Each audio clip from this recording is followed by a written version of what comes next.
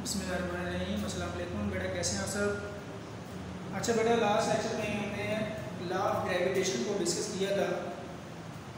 आज हम law of gravitation से नेक्स्ट टॉपिक है कि व्हाट इज़ द रिलेशनशिप। ये आपको शॉर्ट क्वेश्चन किया जा सकता है बेटा कि what is the relationship between the law of gravitation and Newton's third law of motion. हमने Newton's third law of motion पहले पढ़ा हुआ है और लॉ ऑफ ग्रेविटेशन भी पहले पढ़ा हुआ है। अब हम देखेंगे इन दोनों के दरमियान रिलेशनशिप क्या है। तो शॉर्ट क्वेश्चन या लॉन्ग क्वेश्चन बेटा आपको आ सकता है। मोस्टली आप शॉर्ट क्वेश्चन के लिए आंसर करेंगे what is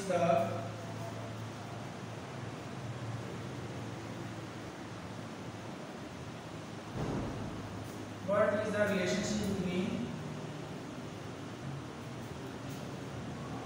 law of gravitation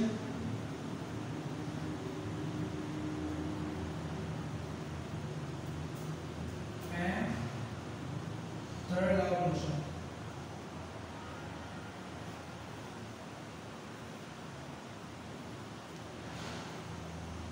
ठीक है बेटा, जो आपने ये टॉपिक आपने पहले पढ़ा होगा। लॉ ऑफ ग्रेविटेशन तो हमने रिसेंटली किया है।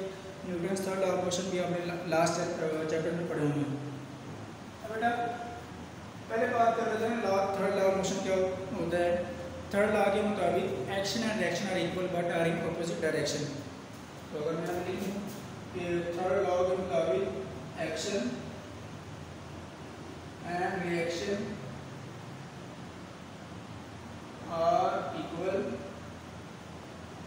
But have opposite direction. Action और रिएक्शन क्या है, आपस में एक दूसरे के इक्वल है लेकिन दोनों की डायरेक्शन क्या है, ऑपोजिट है। इसको बेटा हमें रिलेट करना है लॉ ऑफ ग्रेविटेशन के मुताबिक। तो सपोज हमने लास्ट लेक्चर में कहा था कि लॉ ऑफ ग्रेविटेशन क्या होता है कि ये दो बॉडीज़ के दरमियान एक फोर्स ऑफ अट्रैक्शन है जो किसके डायरेक्टली प्रोपोर्शनल है, मैसेज के प्रोडक्ट के डायरेक्टली प्रोपोर्शनल है। और इन्वर्सली प्रोपोर्शनल किसके है बेटा, square of a distance between them. इनके स्क्वायर के दरमियान डिस्टेंस, इनके डिस्टेंस के दरमियान स्क्वायर ले लें तो उसके ये बराबर आता है। ठीक है बेटा, तो मैं उस डायग्राम की ओर कंटिन्यू कर रहा हूँ जो लास्ट सेशन में बनाई थी। ये समझने वाला ये मैस वन यहाँ से लेकर यहाँ तक इस सेंटर तक का डिस्टेंस कितना है, डी। ठीक है बेटा, अब देखें ये मैस m1 इस m2 को अपनी तरफ अट्रैक्ट करेगा। ये फोर्स, ये जो ऑब्जेक्ट इस तरफ आएगा और ये m2 इस m1 को अपनी तरफ उस तरफ अट्रैक्ट करेगा तो ये इस तरफ चला जाएगा। ये f है और ये भी f, लेकिन यहाँ माइनस लगा दिए बेटा। इस माइनस का मतलब है कि ये जो ऑब्जेक्ट है, ये जो फोर्सेस हैं दोनों इक्वल हैं लेकिन ऑपोजिट हैं। इसकी डायरेक्शन इस तरफ है, इसकी डायरेक्शन क्या है, इस तरफ है, यानी कि इक्वल तो है लेकिन क्या है, ऑपोजिट है। अब बेटा यहाँ पर देखें थर्ड लॉ में हमने क्या कहा था कि action and reaction are equal but are in opposite direction. जब ये ऑब्जेक्ट इस पर फोर्स लगाएगा तो ये इसका क्या बन जाएगा, एक्शन। एंड इस मैस वन ने मैस टू पर फोर्स लगाई, वो इसका कहलाएगा एक्शन, यानी कि इसने उस पर एक्शन अप्लाई किया है, उसे अपनी तरफ अट्रैक्ट किया है। लेकिन इसके नतीजे में जो m2 मैस है ये भी इसे m2 m1 को अपनी तरफ अट्रैक्ट करेगा। क्लियर? तो ये इसका क्या बन जाएगा बेटा, रिएक्शन। ये क्या बन जाएगा बेटा, रिएक्शन। अब देखिए एक्शन और रिएक्शन दोनों इक्वल तो हैं, यानी कि जितनी फोर्स है ये इसे अपनी तरफ अट्रैक्ट करेगा, ये भी उसे उतनी फोर्स के साथ अपनी तरफ अट्रैक्ट करेगा, लेकिन इनकी डायरेक्शन क्या है, ऑपोजिट है। इसकी डायरेक्शन इस तरफ है, इसकी डायरेक्शन क्या है, इस तरफ है। तो एक्शन और रिएक्शन यहाँ पे इक्वल है लेकिन इनके डायरेक्शन क्या है बेटा, ऑपोजिट। जी बेटा समझ आए कुछ यहाँ तक? मैं दोबारा से रिपीट कर दूँ कि लॉ ऑफ ग्रेविटेशन में हमने कहा कि दो बॉडीज हैं, उनके दरमियान फोर्स जनरेट होती है। वो फोर्स क्या है बेटा, वो डायरेक्टली प्रोपोर्शनल है किसके, प्रोडक्ट ऑफ देयर मैसेज, इनके मैसेज के प्रोडक्ट के डायरेक्टली प्रोपोर्शनल है। और इन्वर्सली प्रोपोर्शनल किसके है, inversely proportional to the square of a distance. तो हमने फॉर्मूला पढ़ा होगा आप सबने, F is equal to g m1 last lecture की बात है और डी स्क्वायर। ठीक है, अब यहाँ पर m1 और m2 क्या मैसेज हैं, d क्या डिस्टेंस है। हाँ बेटा मैंने कहा M1 मैस है, इसने इस M2 को अपनी तरफ अट्रैक्ट किया, तो लिहाजा इसने क्या अप्लाई किया, एक्शन। ठीक है, उसके नतीजे में इस M2 मैस ने M1 को अपनी तरफ अट्रैक्ट किया, M2 ने M1 को अपनी तरफ अट्रैक्ट किया, तो वो क्या हो बेटा, इसका रिएक्शन। अब देखिए यहाँ पे एक्शन और रिएक्शन दोनों बराबर हैं कि अगर ये सपोज 50 न्यूटन की फोर्स अप्लाई कर रहा है तो ये ऑब्जेक्ट में कितनी फोर्स अप्लाई करेगा, 50 न्यूटन की, लेकिन डायरेक्शन क्या दोनों की ऑपोजिट है, ये इस तरफ फोर्स एक्सर्ट कर रहा है और ये इस तरफ फोर्स एक्सर्ट कर रहा है। तो बेटा ये जो Newton's third law of motion और लॉ ऑफ ग्रेविटेशन है, इन दोनों का आपस में बहुत क्लोज रिलेशनशिप है। जैसे Newton's third law of motion में हमने कहा कि एक्शन और रिएक्शन आपस में इक्वल हैं लेकिन ऑपोजिट डायरेक्शन है, इसी तरह यहाँ पर जो लॉ ऑफ ग्रेविटेशन के अंदर जो मैसेज हैं M1 और M2, इनका जो एक्शन और रिएक्शन दोनों की इक्वल तो है लेकिन क्या है बेटा, ऑपोजिट है। यानी कि M1 यहाँ से फोर्स लगा रहा है, M2 इधर से फोर्स लगा रहा है, दोनों के डायरेक्शन क्या होगा बेटा, ऑपोजिट। सेम डायरेक्शन बेटा, सेम डायरेक्शन का मतलब है कि अगर ये फोर्स इस तरफ लग रही है तो दूसरी फोर्स भी किस तरफ लगेगी, इस तरफ, ये है सेम डायरेक्शन। अगर एक फोर्स इस तरफ अप्लाई हो रही है और दूसरी फोर्स इस तरफ अप्लाई हो रही है तो इसका मतलब है ये कौन सी डायरेक्शन है बेटा, ये ऑपोजिट डायरेक्शन है। जी बेटा ठीक है, ये आपको शॉर्ट क्वेश्चन भी आ सकते हैं कंप्लीट करेगा, इसका कंसेप्ट आपको याद होना चाहिए कि लॉन्ग क्वेश्चन भी आ सकता है कि इसका कंसेप्ट क्या है कि लॉ ऑफ ग्रेविटेशन और Newton's third law of motion कैसे आपस में एक दूसरे के साथ रिलेट करते हैं। उसके बाद नेक्स्ट क्वेश्चन है ग्रेविटेशनल फील्ड।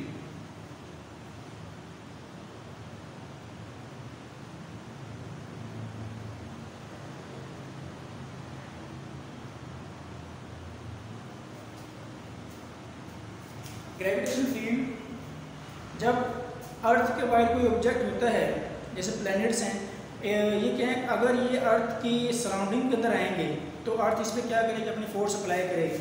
अगर आप इस पर डायग्राम बना रहे हैं तो सपोज ये अर्थ है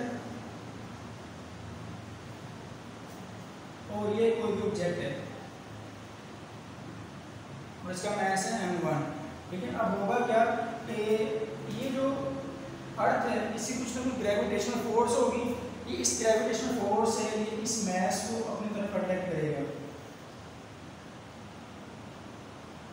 अपनी तरफ क्या करेगा बेटा, अट्रैक्ट करेगा।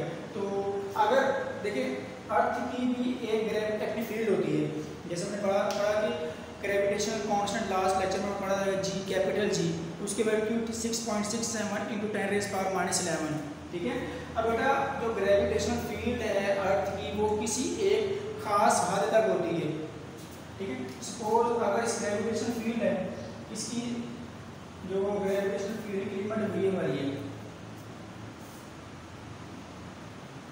ठीक है, अब अगर ये ऑब्जेक्ट जो है इस रीजन के बाहर है, ये मैंने लाइन ड्रा की है, अगर ये ऑब्जेक्ट इस रीजन से बाहर है तो अर्थ इस पर फोर्स अप्लाई नहीं कर सकती, लेकिन अगर ये ऑब्जेक्ट इस रीजन के अंदर आ रहा है, इस रीजन के अंदर आ रहा है तो इस पर क्या करेगा, अर्थ अपनी फोर्स अप्लाई करेगी डाउनवर्ड डायरेक्शन के अंदर।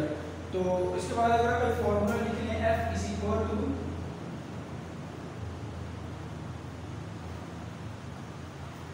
m/r²। ठीक है बेटा, अब देखें यहाँ पे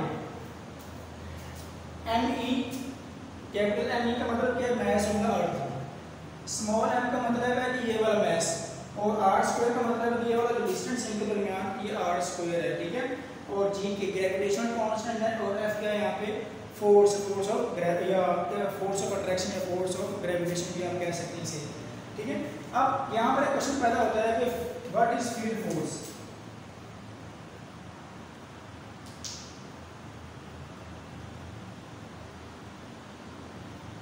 व्हाट इज फील्ड फोर्स, मैंने आपको बताया कि अर्थ की एक स्पेसिफिक ग्रेविटेशनल फील्ड होती है अपने इर्द गिर्द। ये अर्थ है, इसके कुछ लिमिट तक सराउंडिंग के अंदर इसकी एक लिमिट होगी कि अगर उसके अंदर ऑब्जेक्ट आया तो इसने उसे अपनी तरफ अट्रैक्ट कर लिया। ठीक है, इस रीजन को हम क्या नाम देते हैं बेटा, फील्ड रीजन या ग्रेविटेशन फील्ड। क्या नाम देते हैं बेटा, ग्रेविटेशन फील्ड। और इस रीजन के अंदर अर्थ इस ऑब्जेक्ट पे जो फोर्स अप्लाई करेगी, यानी कि इस फील्ड के अंदर अर्थ इस ऑब्जेक्ट पे जितनी फोर्स अप्लाई करेगी उसको हम क्या नाम देंगे बेटा, फील्ड फोर्स का नाम देंगे। तो बेटा यहाँ पर डेफिनेशन लिखी हुई है कि what is field force. Field force की डेफिनेशन है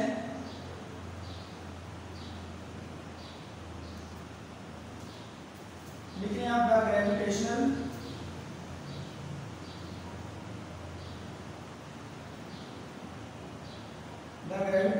pull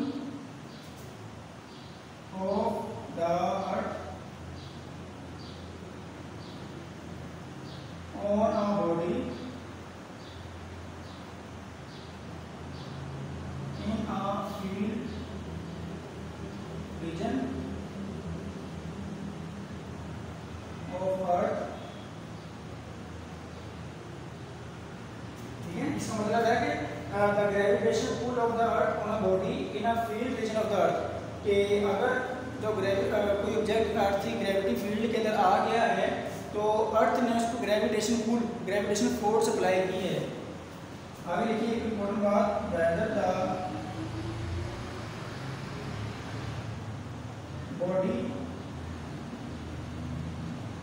इज इन कॉन्टैक्ट और नॉट। ठीक है, ये जरूरी नहीं है कि अर्थ जो ऑब्जेक्ट है, बॉडी है, वो इस अर्थ के ऊपर यहाँ पे लाई करेगी। ठीक है, यानी कि अगर कोई भी ऑब्जेक्ट अर्थ की ग्रेविटी के रीजन के अंदर आ गया है, अर्थ की ग्रेविटेशनल फोर्स रीजन के अंदर आ गया है, तो उसके ऊपर अर्थ एक फोर्स अप्लाई करेगी। जब अर्थ वहाँ पे फोर्स अप्लाई करेगी तो उसको हम क्या नाम देंगे, फील्ड फोर्स का नाम देंगे। ठीक है, तो यहाँ पर देखिए लास्ट बात क्या है, whether the body is in contact और नॉट। ये जरूरी नहीं है कि ये जो ऑब्जेक्ट है ये इस जमीन के साथ कॉन्टैक्ट में हो, यानी कि ये जरूरी नहीं है कि जो ऑब्जेक्ट है इसके ऊपर बिल्कुल यहाँ पे ऐसे रखा हो, ये जरूरी नहीं है। जरूरी क्या चीज़ है कि ये जो ऑब्जेक्ट है ये अर्थ की ग्रेविटी की जो फील्ड है उसके अंदर लाई करता हो। अर्थ की जो ग्रेविटेशनल फील्ड है उसके अंदर अगर ये लाई करेगा ऑब्जेक्ट, तो उस पर जो फोर्स अप्लाई होगी उसको हम नाम देंगे बेटा फील्ड फोर्स। दोबारा से सुन लें, अर्थ के इर्द गिर्द एक रीजन होता है, उसको हम लेते हैं ग्रेविटेशन फील्ड। ठीक है, अर्थ के अराउंड एक रीजन होता है, उसको हम नाम देते हैं ग्रेविटेशन फील्ड, यानी कि एक ऐसा फील्ड जिसके अंदर अर्थ की ग्रेविटी एक्ट कर सकती है, अर्थ की फोर्स ऑफ ग्रेविटी एक्ट कर सकती है। और अगर उस फील्ड के अंदर एक ऑब्जेक्ट हम प्लेस कर दें, उस फील्ड के अंदर हम एक ऑब्जेक्ट प्लेस कर दें और उस ऑब्जेक्ट के ऊपर अर्थ अपनी ग्रेविटेशन पुल अप्लाई करे, ग्रेविटेशन फोर्स अप्लाई करे टुवर्ड्स द सेंटर, अपनी तरफ खींचे उसे, तो बेटा उस फोर्स को हम क्या नाम देंगे, फील्ड फोर्स का नाम देंगे। और दूसरी बात इसकी कंडीशन क्या इंपॉर्टेंट है कि इसकी जो ज़रूरी नहीं है कि ये बॉडी आपस में कॉन्टैक्ट भी हो। ठीक है, ये बात ज़रूरी नहीं है कि ये जो ऑब्जेक्ट है इसके साथ बिल्कुल कॉन्टैक्ट में हो, इसके साथ बिल्कुल यहाँ पे अटैचमेंट में हो। बस बात जरूरी क्या है कि ये जो ऑब्जेक्ट है ये वाला, ये इस अर्थ की ग्रेविटी फील्ड के अंदर लाई करना चाहिए। यहाँ पर कोई और ऑब्जेक्ट होगा, ये वाला अर्थ इसे अपनी तरफ अट्रैक्ट कर लेगा। अगर कोई एक ऑब्जेक्ट इस ग्रेविटी की फील्ड के बाहर है तो अर्थ उस पर फोर्स अप्लाई नहीं कर सकता, क्योंकि वो उसकी रीजन से बाहर चला गया है। ठीक है, तो इस वजह से हम इसको क्या नाम देंगे बेटा, फील्ड फोर्स। ऐसी फोर्स जो अर्थ अपनी फील्ड के अंदर अप्लाई कर सके। और दूसरा है कि जो ऑब्जेक्ट है वो जरूरी नहीं है कि वो उसी कॉन्टैक्ट में हो, उसके साथ बिल्कुल अटैचमेंट में हो। ठीक है, तो ये बड़ा डेफिनेशन है फील्ड फोर्स की। अब उसके बाद नेक्स्ट डेफिनेशन है वो gravitational field strength.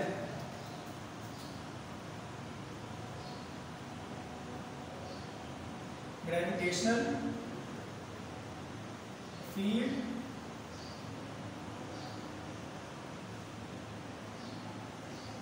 Gravitational field strength. ठीक है, तो बेटा इसकी डेफिनेशन देख लें। ये डेफिनेशन नोट करना है, in the gravitational field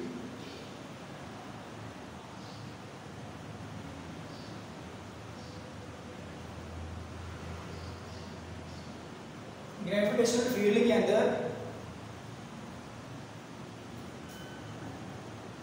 the gravitational force, मतलब कह सकते हैं the force acting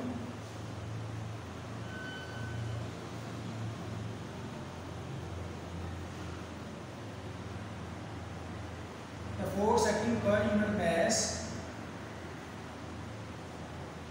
is called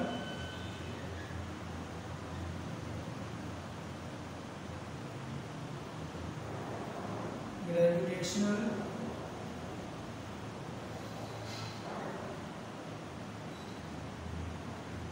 ठीक है बेटा। यानी कि अर्थ के रीजन के अंदर जो एक ऑब्जेक्ट लाई करेगा उसके ऊपर, उस यूनिट मैस के ऊपर, उस एक मैस के ऊपर जितनी फोर्स अप्लाई होगी उसको क्या नाम देंगे बेटा? Gravitational field strength. क्या नाम देंगे बेटा उसे? Gravitational field strength. यहाँ पर देखिए कि इन द ग्रेविटेशनल फील्ड के अंदर the force acting per unit mass, जो एक मैस के ऊपर जितनी फोर्स अप्लाई कर रहे हैं, ठीक है, उसको हम क्या नाम देंगे? Gravitational field strength.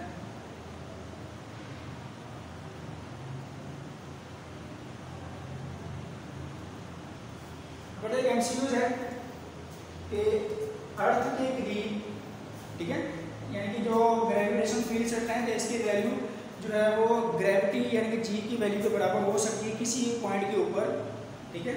लेकिन जितना डिस्टेंस कम होगा, सपोज ये ऑब्जेक्ट है अर्थ के बिल्कुल करीब, सबसे करीब ये ऑब्जेक्ट है, तो इस पर जो ग्रेविटेशनल फील्ड स्ट्रेंथ अप्लाई होगी उसकी वैल्यू है 10 न्यूटन पर कूलम। बट एमसीक्यू भी आ सकता है कि the force applied on a nearest object around the earth field is, तो कितनी फोर्स अप्लाई कर रहे हैं, कितनी ग्रेविटेशनल फील्ड स्ट्रेंथ अप्लाई हो रही है बेटा? वो फोर्स अप्लाई हो रही है 10 न्यूटन पर कूलम।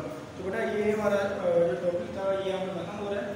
इसके अंदर हमने डिस्कस किया कि पहले लेक्चर में जो स्टार्ट में डिस्कस किया कि लॉ ऑफ ग्रेविटेशन और gravitation third law of motion के अंदर क्या रिलेशनशिप है वो डिस्कस किया हमने। उसके बाद हमने डिस्कस किया कि फील्ड फोर्स क्या होती है और ग्रेविटेशन फील्ड स्ट्रेंथ क्या होती है, ठीक है बेटा। ये आपका short question point of view से बहुत इंपॉर्टेंट है, ठीक है। बाकी इंशाल्लाह हम नेक्स्ट लेक्चर में मुलाकात होगी जिसके अंदर हम इसे नेक्स्ट एक इंपॉर्टेंट लॉन्ग क्वेश्चन है मैथ्स ऑफ आर्ट उसे डिस्कस करेंगे। अगर बेटा इसमें किसी